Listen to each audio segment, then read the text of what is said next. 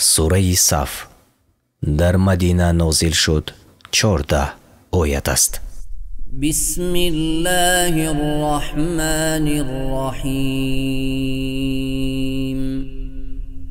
به نام الله بخشاینده مهربان. سبح لله ما في السماوات وما في الأرض وهو العزيز الحكيم.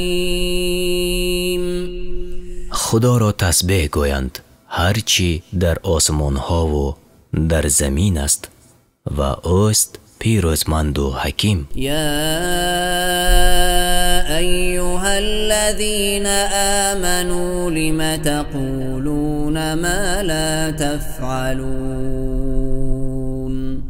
ای کسانی که ایمان آورده اید چرا سخنهای میگویید که اجرا نمیکنید؟ كبر مقتا عند الله أن تقولوا ما لا تفعلون. الله سخت به خشم می آید که چیزی را بگوید و به جای نیاورید. إن الله يحب الذين يقاتلون في سبيله صفا كأنهم بنيان مرصوص.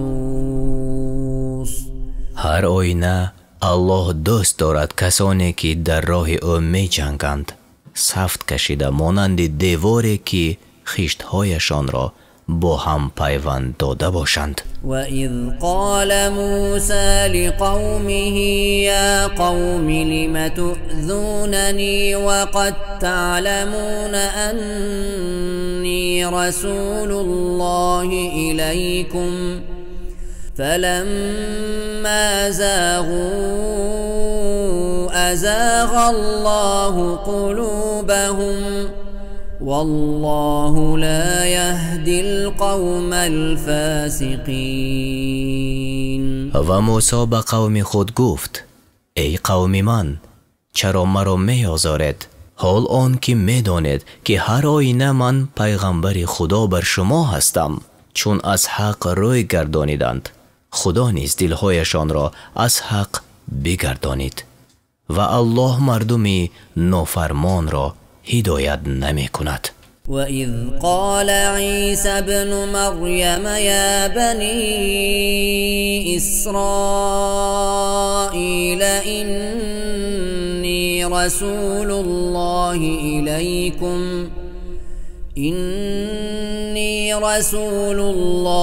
إليكم مصدقا لما بين يدي من التوراة ومبشرا برسول يأتي من بعد اسمه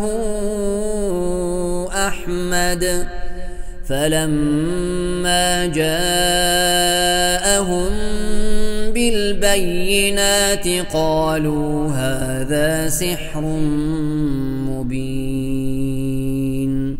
و عیسی بن مریم گفت ای بنی اسرائیل هر آینه من پیغمبر خدا بر شما هستم.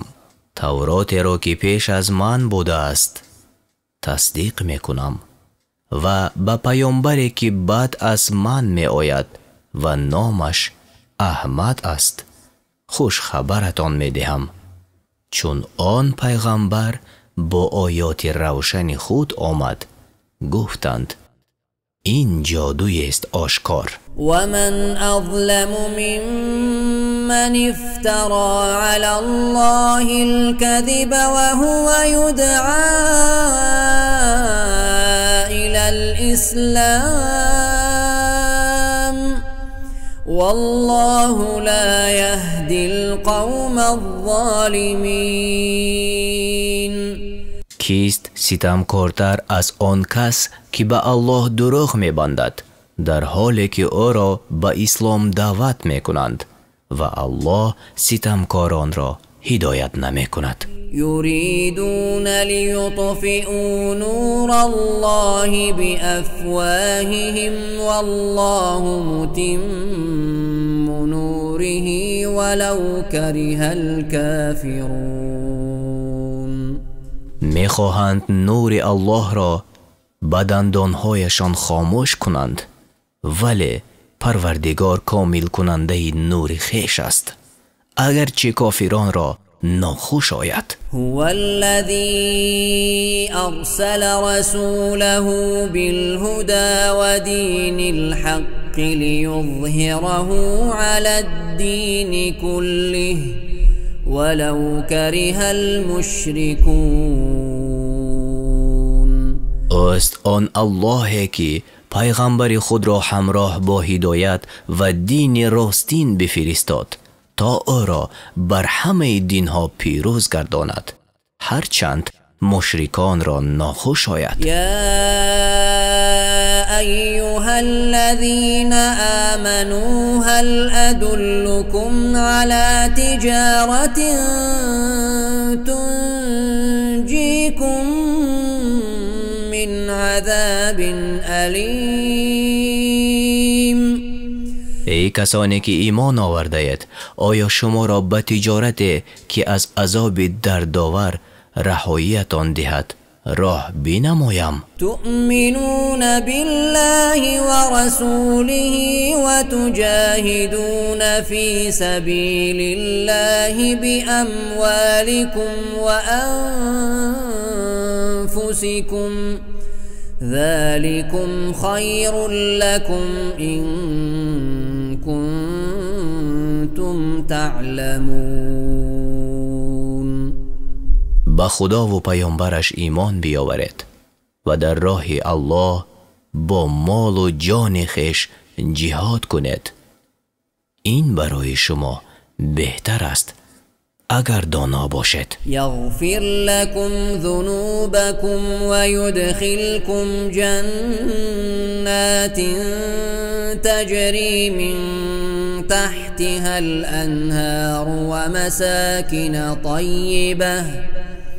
ومساكن طيبة في جنات عدن ذلك الفوز العظیم.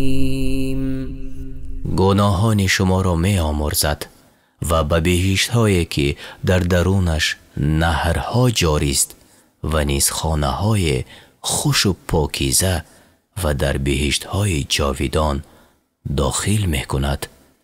این پیروزی بزرگ است. و اخرى تحبونها نصر من الله وفتح قریب وبشر المؤمنین. و نعمت دیگر که دوستش می دارد نصرت است از جانب خداوند و به پیروزی نزدیک فتح مکه مؤمنان را خبر خوش ده. یا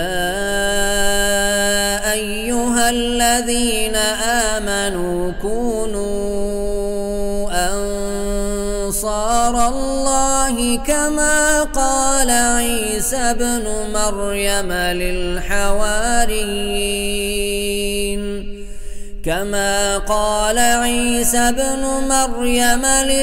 للحواريين من أنصاري إلى الله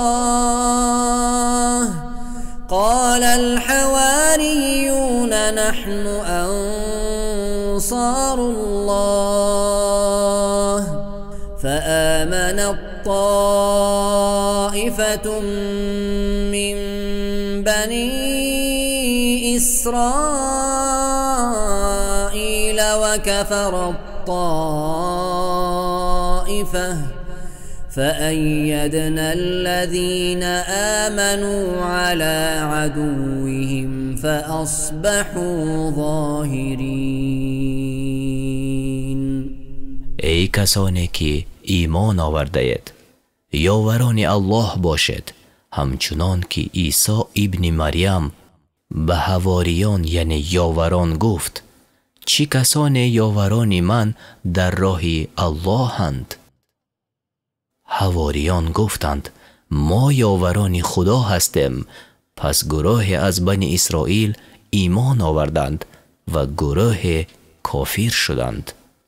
ما کسانی را که ایمان آورده بودند بر ضد دشمنانشان مدد کردیم تا پیروز شدند.